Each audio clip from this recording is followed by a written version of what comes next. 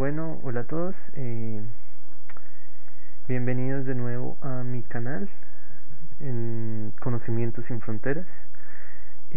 La semana pasada les subí el primer video, la primera clase del curso de teoría y análisis de circuitos, donde hablábamos de los conceptos básicos para entender algunas definiciones que vamos a necesitar en el resto de temas. Bueno, en primer lugar, hoy, antes de meternos de lleno al tema como tal de lo que nos concierne en el video, quisiera hablar un poco de la definición, el concepto que tenemos de ingeniería como tal nosotros. La palabra ingeniería viene de ingenio precisamente. Ingenio quiere decir innovar, crear, cambiar algo para para un beneficio como tal. La ingeniería combina varias disciplinas, ¿no? Pero en verdad lo que combina es el estudio de las matemáticas y de las ciencias naturales y sociales.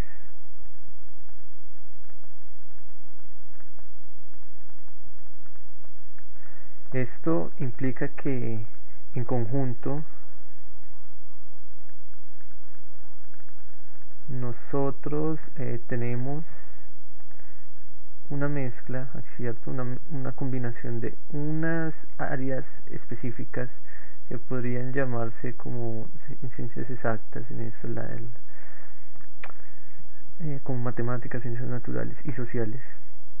Y nosotros combinamos todo eso para encontrar un resultado final que nos permita elaborar cosas en beneficio de la humanidad.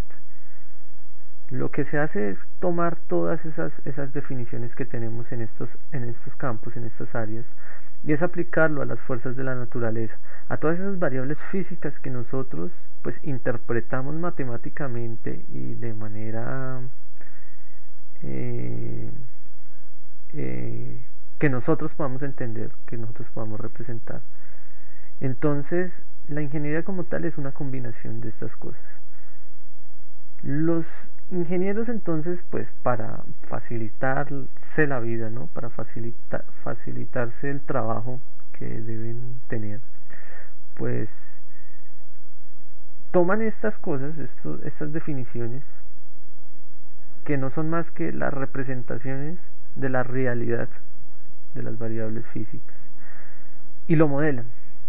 Entonces, en nuestro caso en particular, los ingenieros usan modelos para representar los elementos de un circuito eléctrico.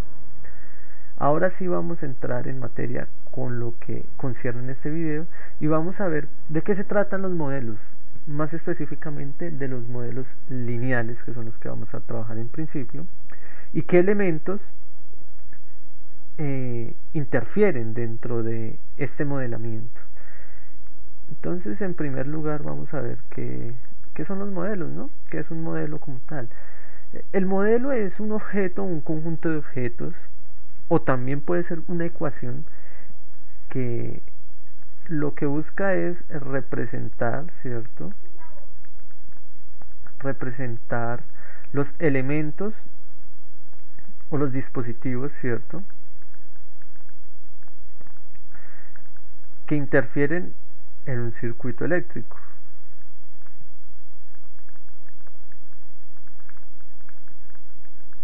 Entonces, nosotros lo que buscamos es que esa representación sea lo más fiel posible, que esta representación sea lo más fiel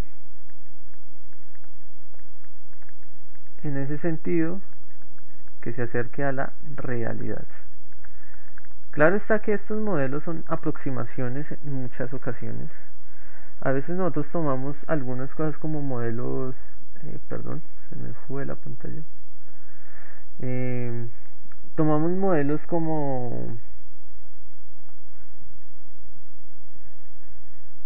las aproximaciones que nosotros podemos obtener de las variables físicas, ¿cierto?, de dichos elementos. Entonces podemos tener modelos que pueden ser muy cercanos a la realidad, pero modelos que solamente tengan algunas condiciones que permitan tener un acercamiento lo más fiel posible. Entonces nosotros podemos tener en primer lugar que los modelos pueden ser lineales o no lineales. Entonces vamos a mirar cómo es que se representa estas dos cosas. Asumamos que tenemos un modelo desconocido, ¿cierto?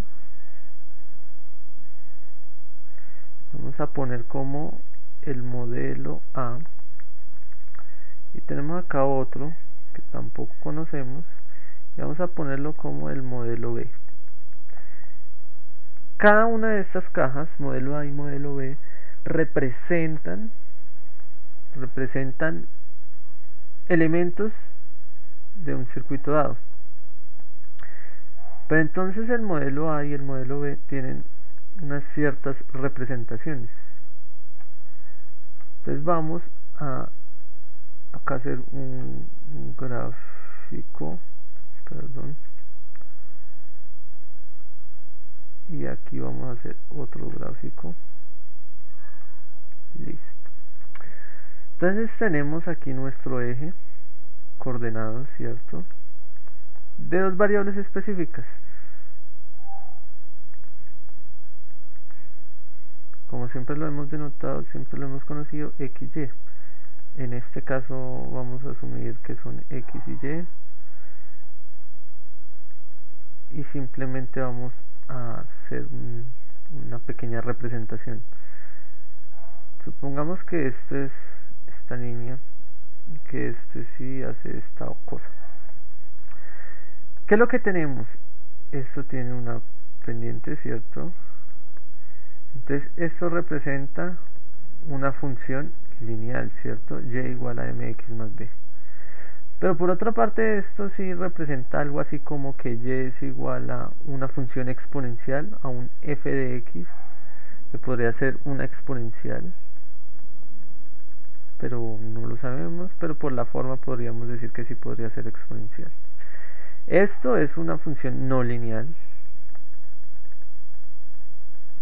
Entonces, la representación del modelo A nos da un resultado gráfico en el cual vemos que se comporta como una línea recta, es una función lineal. El modelo B, por su parte, nos da una representación gráfica en el eje coordenado, ¿cierto? En el eje de XY, de una función que no es una línea recta, ¿cierto? Vemos que es como una exponencial, y eso representa algo que es no lineal, que no se comporta como una línea recta, ¿cierto? Entonces nosotros podemos tener modelos que representen estas cosas de esta manera, una ecuación de este tipo, específicamente una ecuación lineal, o ecuaciones que no lo cumplen. Sin embargo, a nosotros nos interesa por el momento los modelos lineales. Entonces vamos a asumir por el momento que los modelos que vamos a trabajar son lineales. No nos vamos a meter con modelos de otro tipo. Teniendo claro esto, entonces tenemos que tener en cuenta que los modelos lineales, para ser representados de tal manera, tienen que cumplir algunas especificaciones. Entonces vamos a ver los modelos lineales. Entonces, un modelo lineal, debemos recordar algunos conceptos. Los modelos lineales, para ser representados así como tal, o sea, un circuito eléctrico, para ser representado, tiene que cumplir ciertos requerimientos, ciertas condiciones para que puedan ser modelados como una línea recta, como una función lineal. Entonces nosotros tenemos dos propiedades. Una primera propiedad que se llama superposición, y una segunda condición que se llama homogeneidad.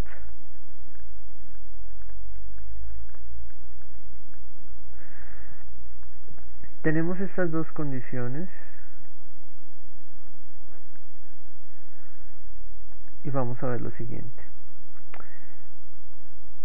Para que un elemento, o bueno, para que un dispositivo que se encuentra dentro de un circuito sea lineal y se pueda modelar como una línea recta, tiene que satisfacer estas dos propiedades. La propiedad de, o bueno, la condición de superposición nos dice que si nosotros tenemos un elemento, cierto elemento, denotémoslo como la corriente I, y ese flujo de corriente produce otra variable que en este caso va a ser B. Entonces tenemos que I, cualquier flujo de corriente, siempre va necesariamente a tener una variable que va a excitar, ¿no? En este caso va a ser el voltaje. Si hay un flujo de corriente sobre un elemento, va a existir un voltaje, ¿cierto? Va siempre a haber esa variable física, ¿no? Entonces, si nosotros tenemos que nosotros a ese elemento cualquiera, un elemento cualquiera, asumamos, no sé, este elemento, no conocemos qué es, pasa una corriente I1, entonces por consiguiente va a tener un voltaje V1. Asimismo, si por ese circuito lo volvemos a dibujar, pasa una corriente I2, otra corriente, otra excitación, vamos a tener un voltaje V2, ¿cierto? Cada uno es independiente, ¿no? O sea, I1 y I2 no se saben los valores, pero son distintos y cada uno va a producir un voltaje diferente sobre el elemento. Entonces tenemos esta condición, en principio. Lo que sucede sobre el elemento, como es el mismo, este es el elemento A, si pasan esas corrientes y se producen esos voltajes, entonces lo que se va a tener es que si nosotros sumamos I1 más I2,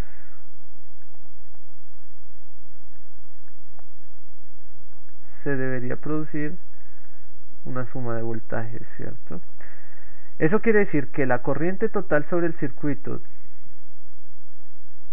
o sobre el elemento A en este caso, va a ser igual a la suma de las dos corrientes que excitaron, porque asumamos que son dos fuentes diferentes. Más adelante vamos a hablar de las fuentes, y cada una aportó esto al elemento, pero están en el mismo circuito y funcionando al mismo tiempo. Entonces eso quiere decir que si nosotros pasamos las dos corrientes sobre el elemento, ellas dos van a permitir que exista un voltaje, ¿no? Van a producir un voltaje cada una, y que cuando sumamos las dos corrientes, necesariamente se van a sumar los dos voltajes para que nos dé el valor total sobre el elemento. Entonces, si nosotros tenemos esta excitación, eso va a producir esta respuesta necesariamente sobre el mismo elemento. Ese es el principio de superposición. Un elemento lineal lo va a poder cumplir. Asimismo, para el de homogeneidad, si nosotros tenemos una corriente I, se va a producir una respuesta, en ese caso, que va a ser un voltaje. Entonces, si nosotros tenemos un factor, digamos, no sé, un valor K, que es un factor constante, que va a afectar directamente ahí, eso va a producir una respuesta, en este caso, que va a ser igual a ese mismo factor por el voltaje, ¿cierto? Porque si se aumentó dos veces la corriente, el voltaje se va a aumentar dos veces. Me permiten un momento, les escribo mejor acá. Entonces, si se duplica la corriente, se va a duplicar necesariamente el voltaje, porque el elemento va a ser el mismo, ¿no? En este caso. Ese es el principio de homogeneidad, o sea que se mantiene homogéneo siempre en la relación entre las variables, ¿no? Si se aumenta la corriente, se va a aumentar el voltaje. Si se disminuye la corriente, se va a disminuir el voltaje. Bueno, esas son las dos propiedades que vamos a tener en cuenta para los modelos lineales por el momento. Todo elemento que se modele linealmente cumple estas dos condiciones. Veamos, por ejemplo, esta condición. Vamos a ver este pequeño ejemplo. Asumamos que tenemos una relación cualquiera.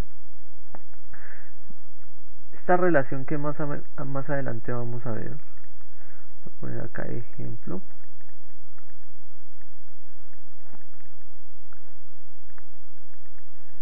Resulta que nosotros vamos a verificar si esto es lineal, esta relación, este modelo. Simplemente estamos diciendo que el voltaje es igual a un R por un I, ¿cierto? Tendríamos que mirar el principio de superposición primero.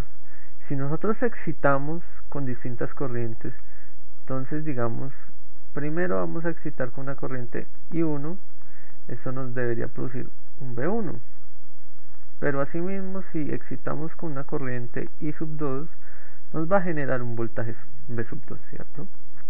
El principio de superposición nos dice que el valor total, el V total, en este caso debería ser V1 más V2, y que la corriente total debería ser I1 más I2.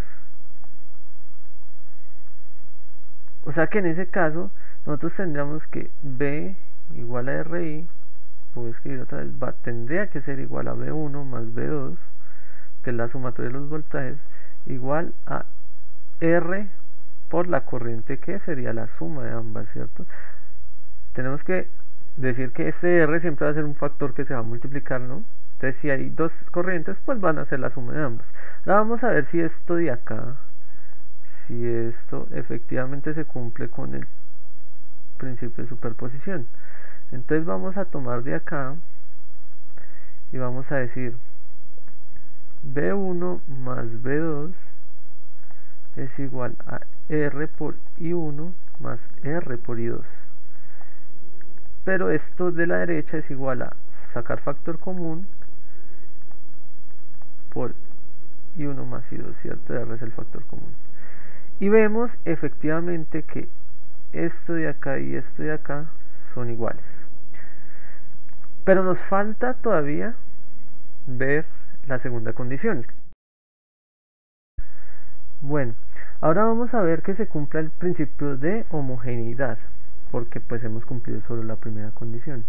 Entonces vamos a tomar que tenemos una excitación I2 igual a K por I1. Esa es nuestra excitación. Sabemos que para I2 se va a producir una excitación, en este caso por la relación, que va a ser igual a R por I2, que es la excitación, nos va a dar el voltaje V2. Eso en principio para cumplir esta primera ecuación. Ahora bien, nosotros tenemos que V2 para este caso es igual a K por I1, ¿cierto? Porque es la excitación que nosotros produjimos. Por lo tanto, entonces V2 en este caso va a ser igual a... Ay, perdón, acá me faltó la resistencia. ¿Y esto qué va a ser igual? I1 por R es igual a V1, como lo veíamos acá en principio. Entonces esto va a ser igual a K por V1. Si nosotros producimos una excitación de un elemento con un factor determinante, pues en este caso la corriente, si va a ser un factor de otra corriente, va a ser igual al múltiplo del voltaje de dicha corriente. Esa es la relación que tenemos ahí. Entonces, para tenerla en cuenta. Y entonces este elemento podemos decir que, o que esta representación del elemento es lineal, ¿no? La representación se puede modelar linealmente. Ahora bien, veamos un segundo ejemplo para que nos quede más claro de una representación que es no lineal. Nosotros tenemos esta representación, simplemente esta relación de corriente y voltaje, V igual a I al cuadrado. De por sí ya sabemos que esto no es lineal, pero vamos a comprobarlo que en verdad esto no cumple las condiciones. Por una parte decimos que una corriente I1 va a producir un voltaje V1 y una corriente I2 va a producir un voltaje V2. Por consiguiente, nosotros tendríamos que V1 más V2 es la suma que nos va a dar V, y I1 más I2 sumado al cuadrado es lo que nos debería dar como I al cuadrado, teniendo en cuenta que aquí I es igual a la sumatoria de las corrientes, ¿cierto? Por principio de superposición. Sin embargo, esto I1 más I2 al cuadrado lo podemos resolver. Entonces esto nos queda I1 al cuadrado más 2 veces I1 por I2 más I2 al cuadrado. Listo.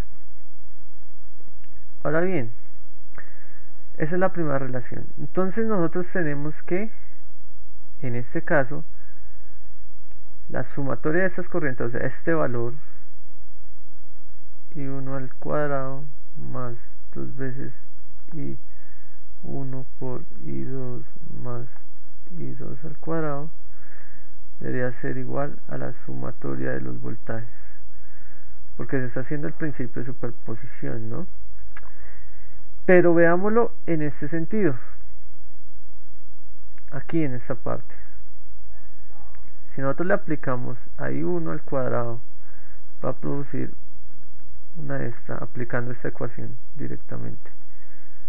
I2 al cuadrado va a ser igual a V2. Aquí, vamos a ponerlo en otro color, tendríamos que V1 más V2 es igual a I1 al cuadrado más I2 al cuadrado. ¿Qué diferencia estas dos ecuaciones? Que si nosotros aplicamos el principio de superposición asumiendo que es el cuadrado de las corrientes y que ellas son las que producen el voltaje, la relación va a ser diferente a esta en la cual decimos que la suma de los voltajes es igual a la suma de las corrientes al cuadrado, que ese es el principio de superposición como tal. Y entonces vemos que la representación de las variables físicas en el elemento no van a cumplir ese principio. Por lo tanto, este no es lineal, este modelo. No necesitamos ver el de homogeneidad porque ya de por sí ya no cumplimos una condición. Entonces basta con decir que al no cumplir el principio de superposición, el elemento no es lineal para nada. Bueno, ya teniendo claro lo que es el principio de superposición y homogeneidad para verificar que los modelos sean lineales, entonces basta decir que pues el elemento no lineal es aquel que no satisface ninguna de las dos condiciones. Los demás pues sí lo van a hacer. Bueno, ahora sí vamos a meternos un poco más de lleno con lo que son los elementos del circuito, ya teniendo claro lo de los elementos lineales y no lineales. Pues vamos a ver que nosotros vamos a manejar ciertos elementos, ciertos dispositivos en los circuitos. Entonces vamos a poner acá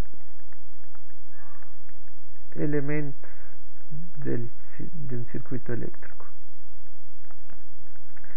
Debemos recordar algo que dijimos en el video anterior, y es sobre el concepto de notación pasiva y notación activa, ¿no? Que nosotros decíamos que era un elemento pasivo o un elemento activo, que dependía de si era un elemento que absorbía energía o que suministraba energía, ¿cierto? De acuerdo a la energía que pasaba por el elemento, y eso dependía también de la potencia, ¿no? La potencia que iba sobre el mismo.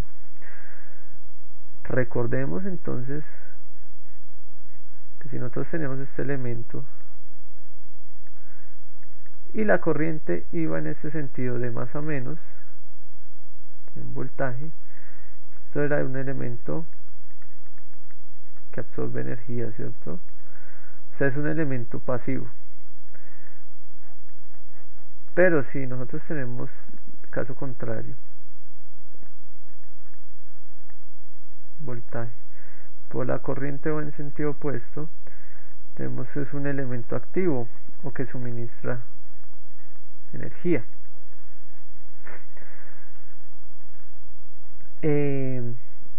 La definición formal más estricta nos dice que los elementos pasivos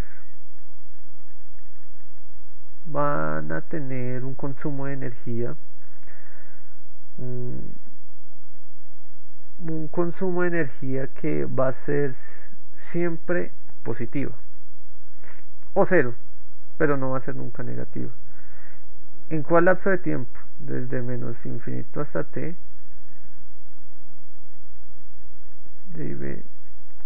asumiendo que la potencia sea esto, ¿cierto? Entonces siempre va a ser mayor o igual a cero. Siempre que se cumpla esa condición para cualquier valor de t, o sea, cualquier valor en el tiempo, entonces pues el elemento siempre va a ser pasivo. Sin embargo, en este, bueno, tenemos la misma ecuación de la energía, ¿cierto?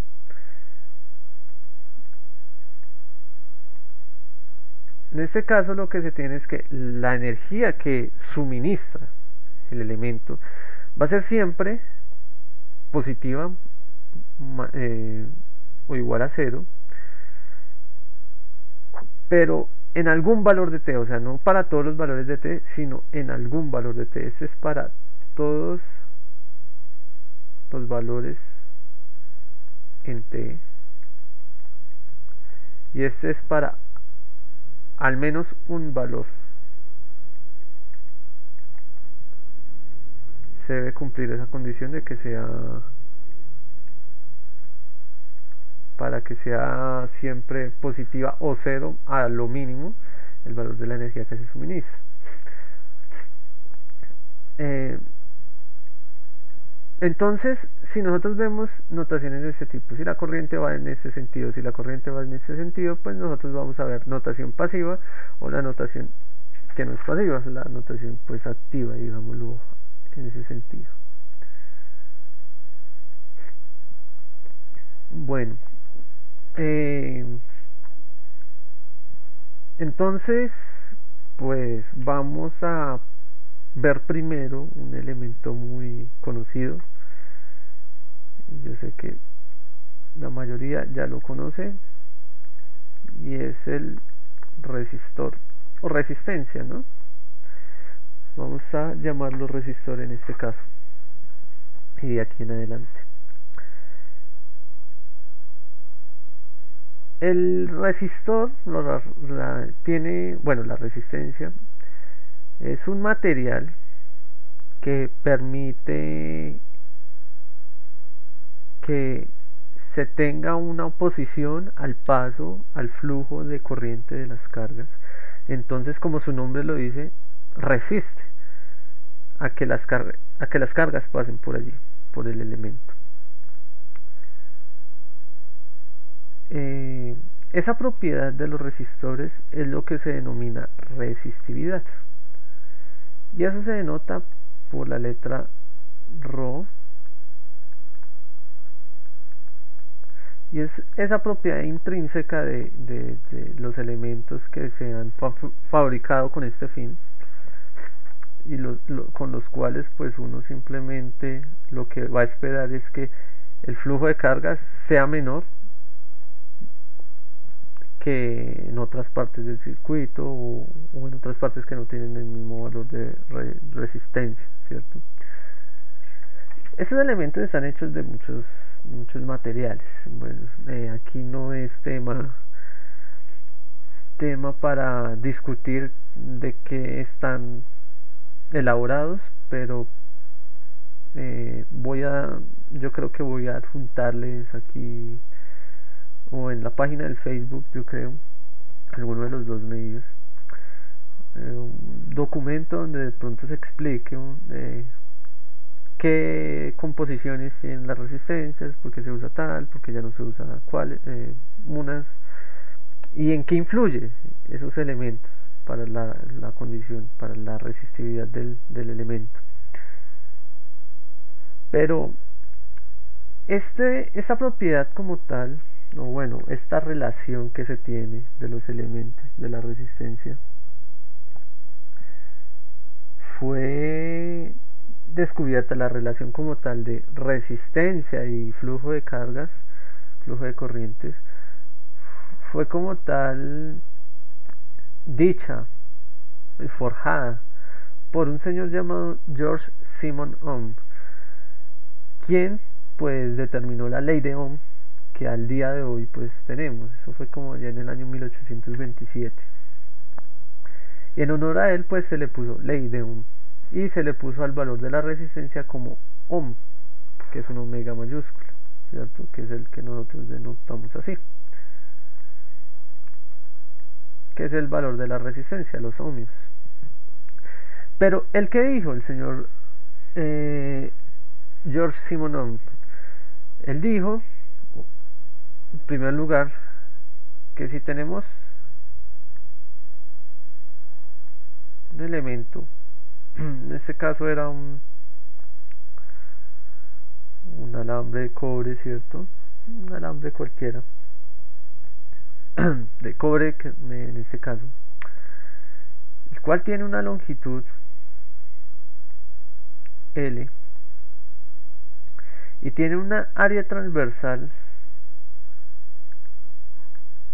A, y que el elemento tiene una propiedad intrínseca llamada resistividad, dijo que la corriente o el flujo de corriente que iba por ese elemento tenía que ser igual al área transversal por el potencial o la tensión eléctrica, en este caso el voltaje, dividido entre la resistividad del elemento por la longitud del mismo. Entonces cuando se le aplicaba acá con una batería, se conectaba esto a una batería, se tenía que producir esa corriente, y entre esos bornes iba a haber un potencial. Esta relación es la que nos permite tener la ley de Ohm que conocemos hoy en día, en donde se toma como constante la resistencia, que va a ser igual la resistividad por la longitud del elemento sobre su área transversal, que normalmente es el conductor. Esa es una constante. Si nosotros esa constante la reemplazamos en esta ecuación, nos sale la relación que conocemos. Entonces de aquí vamos a decir que I por ρ de L sobre A es igual a B. Pasando de esto dividir a multiplicar y esto multiplicar a dividir. Y de ahí tenemos que ρ por L sobre A es igual a R. O sea que I por R es igual a B. ¿Qué es la relación de la ley de Ohm que conocemos? El voltaje es igual al producto de la corriente, del flujo de corriente, por la resistencia que se tiene de dicho elemento. Eso es una relación lineal.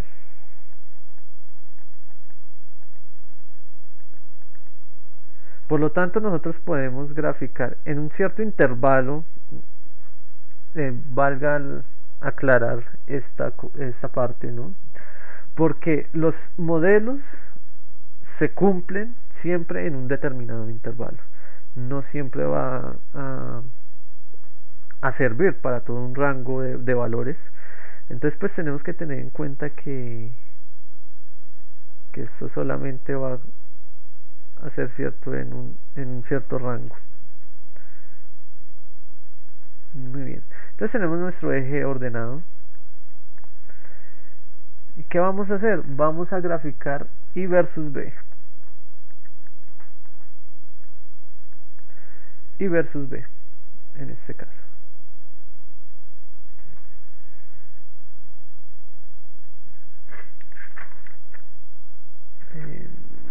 Vamos a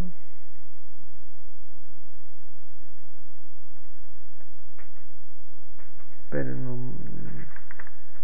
vamos a tener esto. Entonces resulta que esto va a tener una relación lineal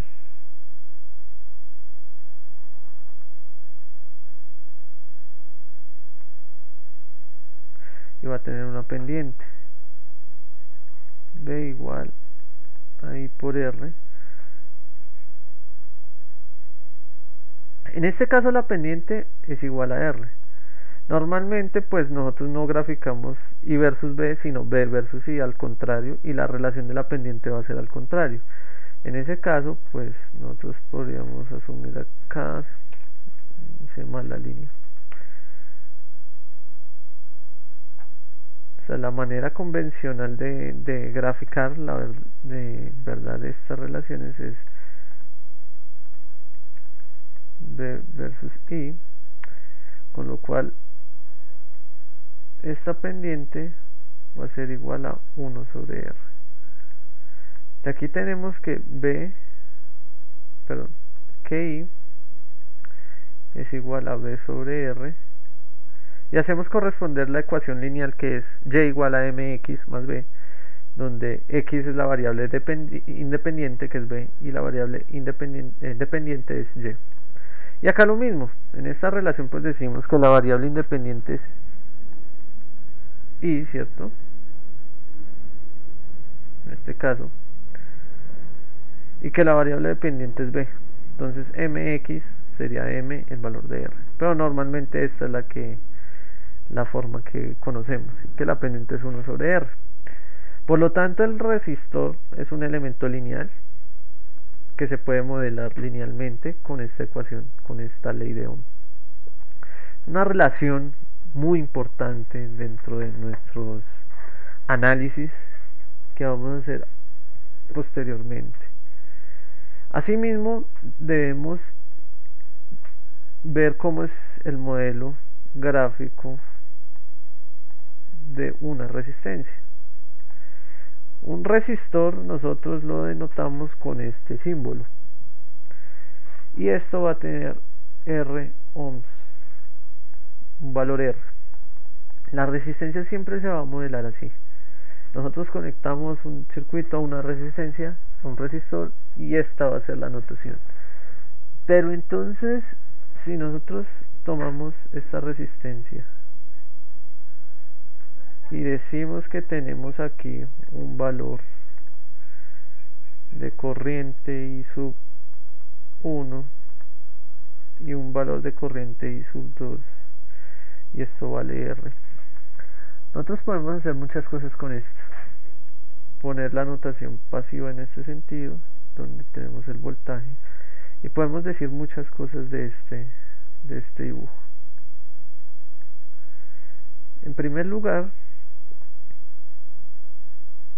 que el voltaje 1 va a ser igual a la corriente 1 por R. Convención pasiva, más menos, entra por más menos. Pero ¿qué pasa con I2? Resulta que I1 es igual a menos I2. ¿Pero por qué? Resulta que I2 viene en sentido opuesto. Entonces eso quiere decir que si I2 es negativa, si se multiplica con el menos, nos va a dar I1. ¿Cómo así? Sí. I2 es igual a menos I1, ¿cierto? Por lo tanto, si se hace menos I2, quedaría menos por menos I1, y esto nos da I1, que era lo que queríamos acá. Entonces, si la corriente va opuesta, pero es la misma en magnitud, ¿no? Pero va en sentido opuesto, va a ser el negativo, ¿no?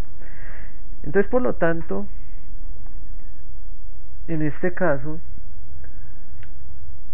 tendríamos que el B sub 2 sería R por menos I1 para este caso en particular.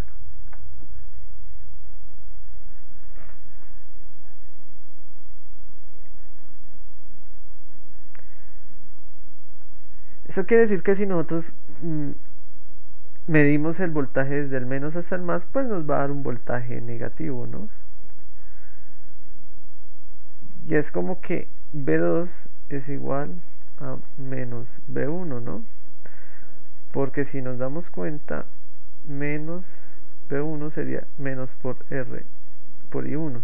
¿Y qué tenemos acá? R por menos I1. Menos por R por I1, que es lo mismo. Entonces tenemos esa relación. De acuerdo hacia donde se denoten las corrientes y de acuerdo a como nosotros pongamos la notación de la convención de signos, el más y el menos, nos van a dar diferentes resultados. Entonces toca tener sumo cuidado cuando vayamos a hacer análisis más adelante, de no equivocarnos de pronto haciendo esas operaciones. Bueno, ya tenemos lo que es un resistor. Un resistor en teoría pues tiene estas ecuaciones, es lineal, entonces no hay ningún problema. Sin embargo, pues nosotros podemos escribir la relación de la resistencia con su inverso y la ley de Ohm con el inverso de esto. Resulta que el inverso de la resistencia debería ser como la conducción, ¿no? Y es que esto es lo que se denomina conductancia, G, que está en Siemens o en Mohs, pero pues es más convencional decir que es Siemens. El inverso de la resistencia es qué tanta conducción se puede lograr, ¿cierto? Qué tanta conductividad puede tener dicho elemento. Entonces, nosotros lo que tendríamos es que si nosotros reemplazamos esto en la ley de Ohm, que teníamos I por R, si despejamos de aquí esta ecuación, despejamos R sería igual a 1 sobre G. Y si esto lo llevamos a la ecuación, entonces esto sería I por 1 sobre G, o que es lo mismo, I sobre G. De aquí podemos deducir que la corriente es igual a B por la conductancia. Y es otra relación que podemos tener en cuenta para algunos análisis. En otros videos nos vamos a dar cuenta que esta relación nos va a servir demasiado en algunas técnicas para simplificar el análisis. Bueno, respecto a los resistores no hay nada más por aclarar, solamente que la potencia, en este caso, voy a ponerlo con verde, la potencia en estos casos, la potencia en estos casos va a ser potencia igual a voltaje por corriente, es la relación que tenemos. Bueno, nosotros podemos reemplazar voltaje igual a I por R, ¿cierto? O a su vez podríamos reemplazar I igual a B sobre R. Reemplacemos primero esta, B igual a I por R, entonces quedaría I por R por I, con lo cual nos queda I al cuadrado por R. Pues a su vez esto podría ser también B por I, podría ser B por B sobre R, que es lo mismo que B al cuadrado sobre R. Aquí entonces tenemos unas ecuaciones importantes para la potencia sobre un resistor.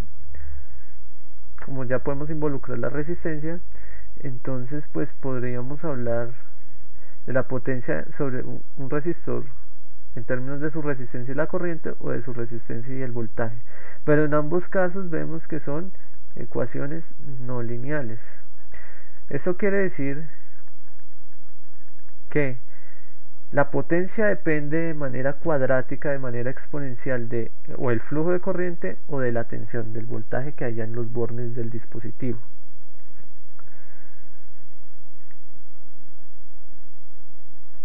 Haciendo esta suposición, entonces nosotros vamos a ver que si cogemos la ecuación de la energía,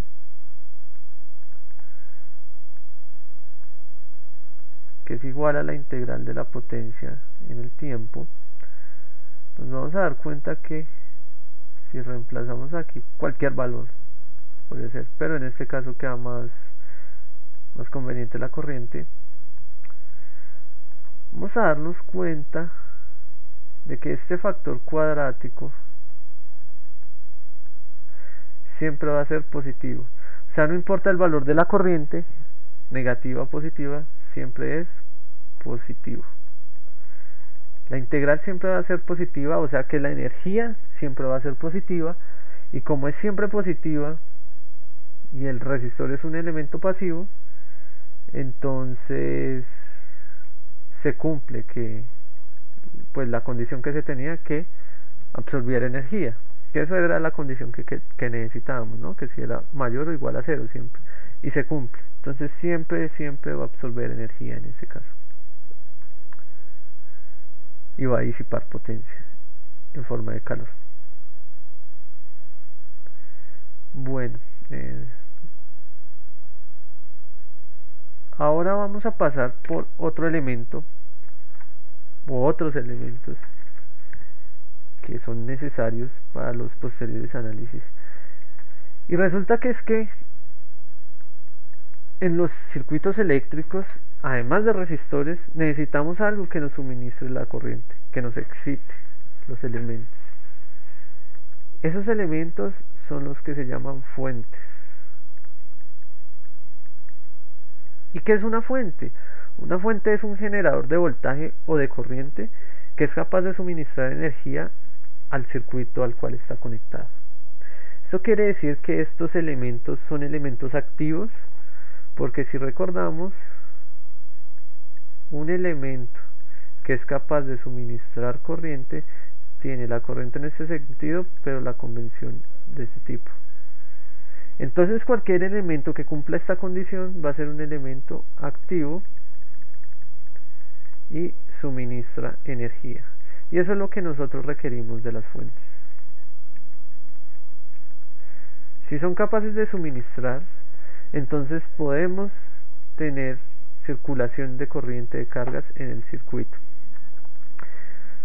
Pero resulta que nosotros nos encontramos con que las fuentes pueden ser de dos tipos. Entonces nosotros tenemos fuentes independientes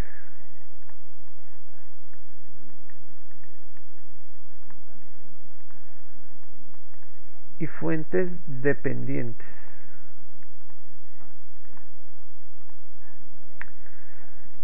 Entonces vamos a ver en primer lugar las fuentes independientes.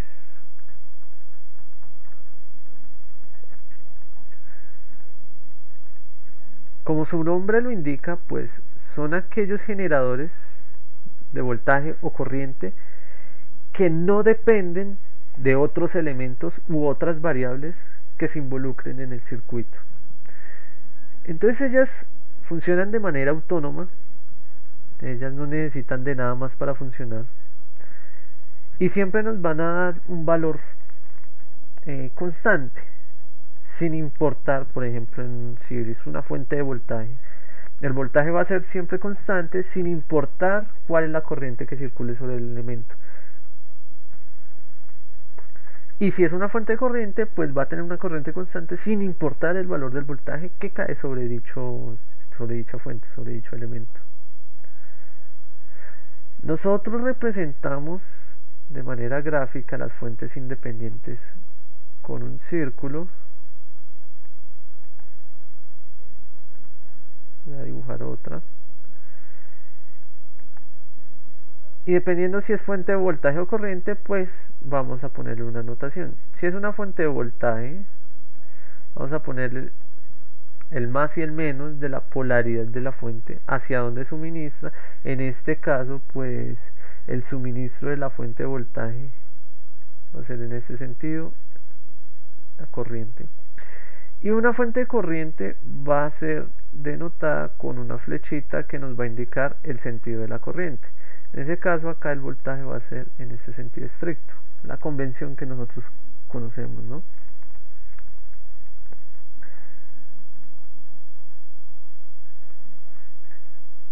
Normalmente se denotan así. Podría ser que en esta fuente la corriente vaya de manera contraria, ¿Qué quiere decir eso? Que pues el circuito que se le conectó le está generando ese flujo en ese sentido, pero normalmente pues uno siempre esperaría que él entregue corriente o acá entregue el voltaje. Pero tengamos en cuenta que las fuentes independientes siempre van a estar denotadas por un círculo. No nos vayamos a confundir con eso después. Pero resulta que el modelo que tenemos aquí, cuando nosotros modelamos esto gráficamente, es ideal. O sea, nosotros asumimos que la fuente suministra siempre lo mismo, que no va a tener pérdidas y que va a funcionar de la mejor manera, la manera más confiable, y que no van a haber pérdidas de ningún tipo. En verdad lo que nosotros buscamos es poder representar con la descripción más sencilla posible esas fuentes, ¿no? Por ejemplo, una batería de 9 voltios, pues la vamos a representar como una batería que va a tener 9 voltios, simplemente. Pero no nos va a interesar si la batería ya lleva mucho tiempo funcionando y ya su capacidad se disminuyó al 80%, no. Tratamos siempre de estar lo más cerca al modelo real, pero pues estas fuentes son modelos ideales. Si quisiéramos un modelo cercano al real, tendríamos que añadirle a esa fuente algunos valores, algunos otros elementos que permitan de pronto modelar de mejor manera el circuito de la realidad. Entonces nosotros pues podemos conectarle a un circuito de este tipo un elemento como una resistencia. En este caso tenemos una fuente de voltaje, por consiguiente acá hay un flujo de corriente. Sobre esta resistencia va a haber un voltaje V y esto va a tener un voltaje V. Aquí claro está que este mismo voltaje que suministra la fuente va a ser el que cae acá.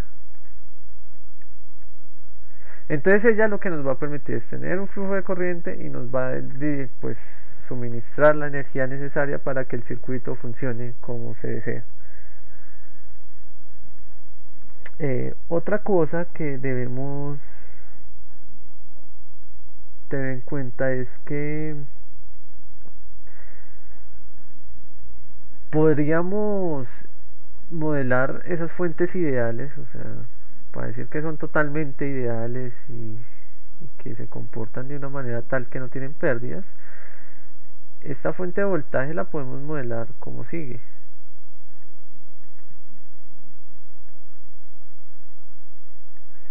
Donde esto es el voltaje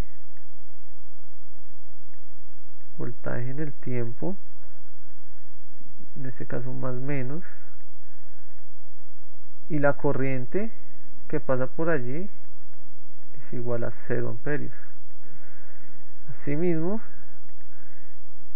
la fuente de corriente se modela como un cortocircuito donde el voltaje es igual a 0 voltios más menos. Entonces, si nosotros idealizamos estos elementos, la fuente de voltaje independiente, bueno, la fuente de voltaje en este caso, va a ser igual a un circuito abierto donde no hay circulación de corriente. Eso es lo que se esperaría idealmente, ¿no? Idealizado. Y en la fuente de corriente simplemente es un cortocircuito donde solo hay circulación de corriente, pero voltaje cero. Ahora veamos las fuentes independientes, porque estas son bastante interesantes, ya que son aquellos generadores de voltaje o corriente que dependen de una manera u otra de otras variables físicas. Es muy fácil deducir eso por su propio nombre. Entonces uno lo que espera es que estas fuentes estén relacionadas con otros voltajes, con otras corrientes, y que determinan su valor de acuerdo a esto. ¿Cómo se denotan? Estas fuentes independientes van a estar denotadas, perdón por este dibujo, por un rombo. Entonces las anteriores eran con un círculo y esos van a ser por un rombo. Este rombo pues va a distinguir las fuentes de voltaje o de corriente de acuerdo a lo que tengan dentro, ¿no? Las de voltaje van a ser iguales que las anteriores con más y menos, y las de corriente con la flechita que indica el sentido de la misma. Obviamente esta fuente de corriente pues va a tener un voltaje, y esta fuente de voltaje va a tener una corriente, ¿cierto? Pero ¿qué es lo que identifica estas? Pues como estas tienen que depender, entonces estas se van a dividir en unos grupitos, ¿no? Entonces vamos a tener primero una fuente que se va a denotar fuente de voltaje controlada por corriente, fuente de voltaje controlada por corriente, que nosotros vamos a detallar como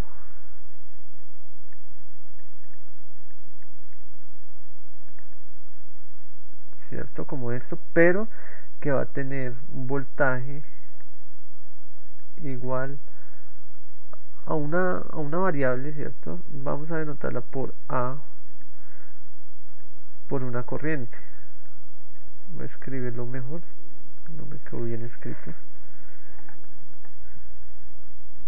El voltaje va a ser igual a una variable A por una corriente. Listo.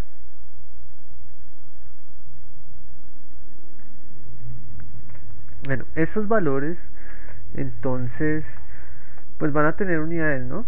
No esperaría que pues entonces la fuente de voltaje pues va a tener como unidades los voltios, ¿no?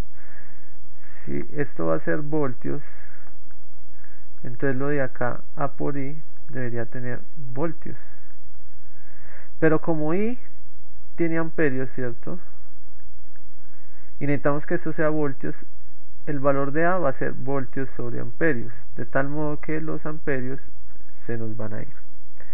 Entonces ese valor de A va a tener unidades de voltios sobre amperios.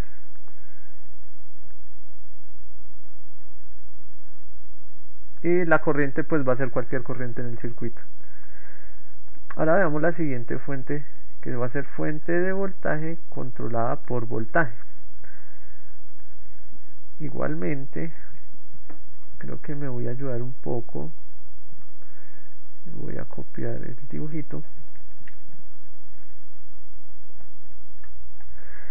Listo. Entonces, lo que tenemos ahora,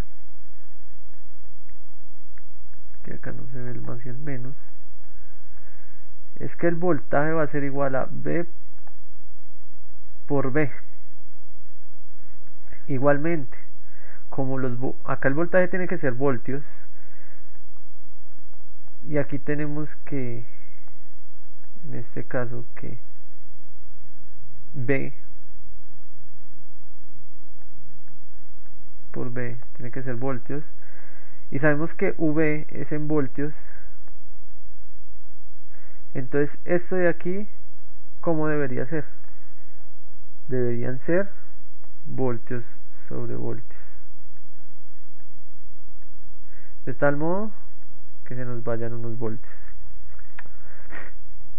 Entonces B siempre va a estar con unidades de voltios sobre voltios. Ahora vamos a ver una fuente de corriente controlada por corriente. Entonces tenemos aquí nuestra fuente. Ahora va a estar denotada por la flecha, ¿cierto? Porque nos indica que es de corriente. Listo. Bueno, esa fuente de corriente controlada por corriente, entonces va a tener una corriente I igual a C por I. Pues sabemos que esto de aquí, C por I, tiene que estar en amperios.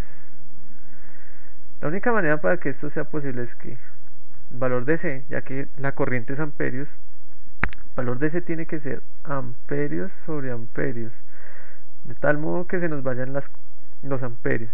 Entonces el valor de C va a ser siempre,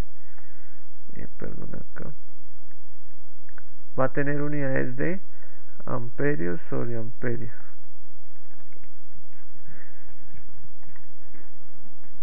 Y la otra fuente dependiente que tenemos es la fuente de corriente controlada por voltaje.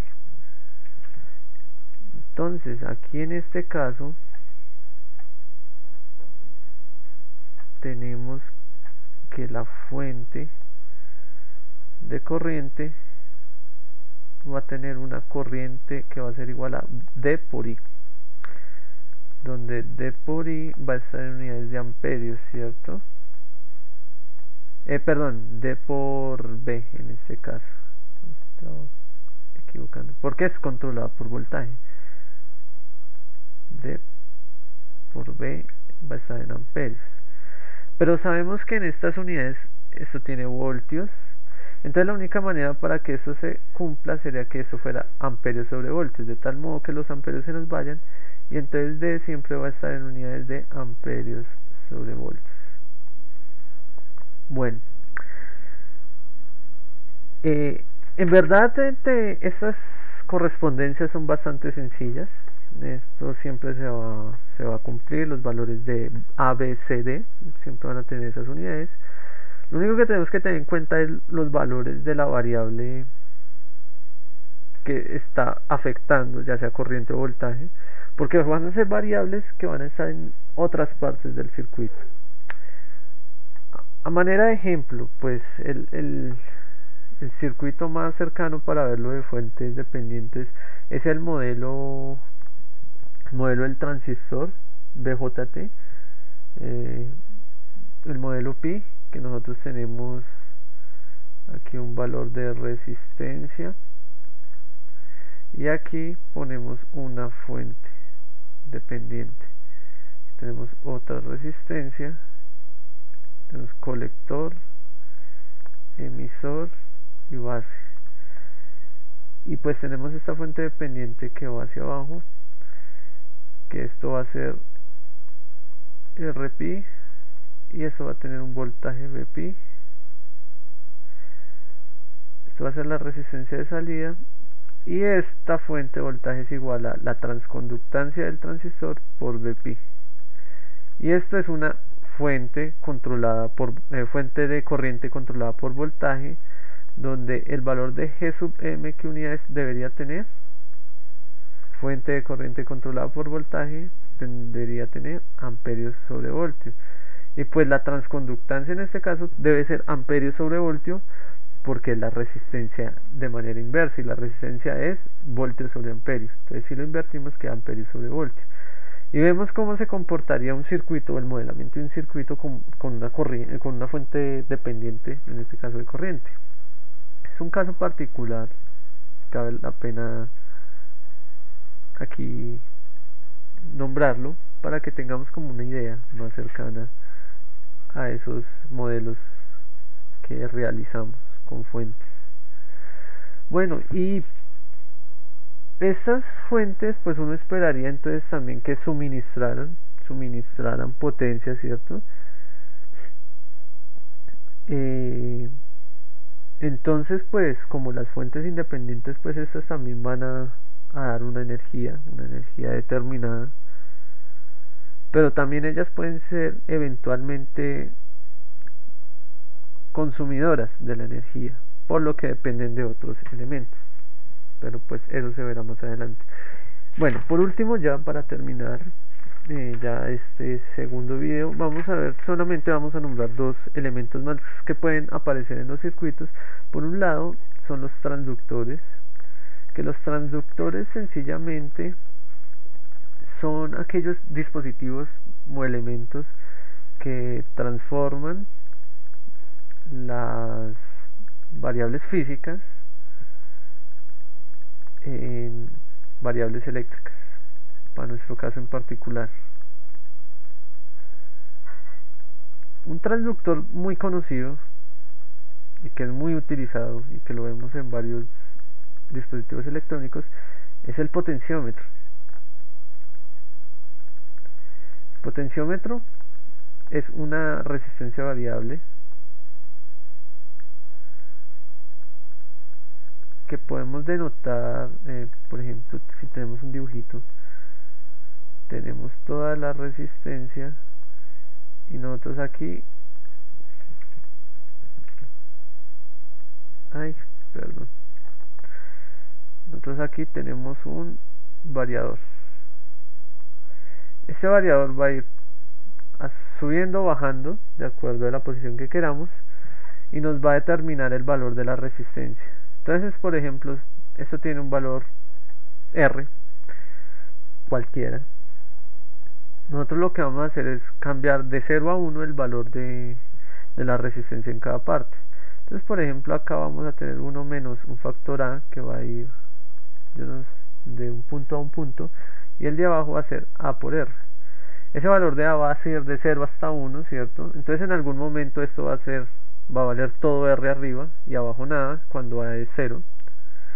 O cuando A es 1, arriba va a valer nada y abajo va a valer todo R. Esa es la variación que se tiene en la resistencia. Y estos potenciómetros se usan como transductores para todo tipo, no sé, puede ser como en un sensor de nivel de agua. Si nosotros tenemos acá un tanque con un flotador, tenemos el nivel del agua y esto lo conectamos a un potenciómetro, él puede ir variando la resistencia sube o baja de acuerdo al nivel del agua, y nosotros lo podemos transformar en una variable eléctrica como lo es el voltaje o la corriente que pasa por la resistencia. Entre más resistencia o menos resistencia va a variar los valores que pasan por él. Es un transductor muy conocido, pero hay muchos más transductores que pueden sensar distintas variables físicas, de temperatura. Es uno de los que se usan, ultrasonido. Bueno, hay muchos elementos que se pueden usar como transductores. Y lo último son los interruptores, que son elementos que sirven como conmutadores,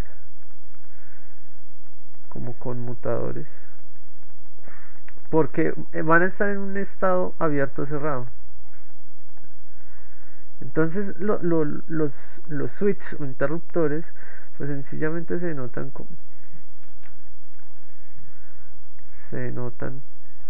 tenemos aquí esto y aquí. Nosotros tenemos dos terminales, una terminal A y una B, y resulta que esto se va a cerrar en un tiempo t igual a 0. Resulta que estos interruptores es como el switch que nosotros tenemos para encender la luz. Entonces por aquí viene una corriente. Cuando está abierto, antes de t igual a 0, nosotros lo tenemos abierto, no hay circulación de corriente. Pues en el momento de que se cierra, ahí ve, la circulación de corriente se va a lograr, y esto es en t mayor que 0. Nosotros cerramos el switch y se enciende la luz porque hay flujo de corriente, flujo de carga. Estos interruptores son muy utilizados en el análisis de circuitos para ver la transición de los de las variables eléctricas en un momento dado que quisiéramos nosotros, digamos, en un circuito con una resistencia, no, pues ponerle varios switches y mirar cómo se comporta la corriente con la corriente en determinadas resistencias y cómo se comporta con tal fuente o con otra fuente. Entonces son muy usados para ese tipo de análisis. Bueno, esto lo veremos seguramente en otros videos, nos aparecerán circuitos de este tipo. Entonces, por hoy pues ya damos fin a nuestro segundo video, nuestra segunda clase de teoría y análisis de circuitos. Hoy ya vimos un poco más, ya tenemos un poco más